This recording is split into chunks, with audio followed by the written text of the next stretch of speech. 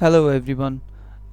আজকে আমরা ডিসকাস করব ইটস যেটা অ্যাপোস্ট্রফি সহ থাকে, আর এটা হচ্ছে ইটস যেটাতে অ্যাপোস্ট্রফি থাকে না। সো ইটস উইথ অ্যাপোস্ট্রফি, এটার মানে হচ্ছে it is or it has.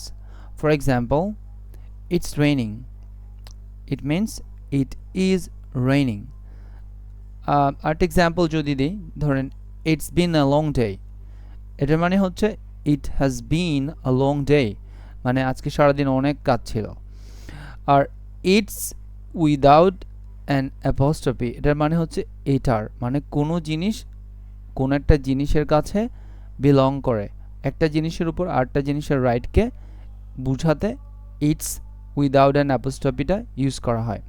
For example, the dog waved its tail, মানে কুকুরটা তার লেজ নাড়িয়েছে, তাহলে এখানে tail belongs to the dog. ওর আরেকটা এক্সাম্পল দিতে পারি, যেমন ধরেন the company has its policy, এখানে পলিসিটা হচ্ছে কোম্পানির, সো বলতে পারি যে policy belongs to the company. So this is the difference between its with apostrophe, its without an apostrophe. Thank you very much, happy learning.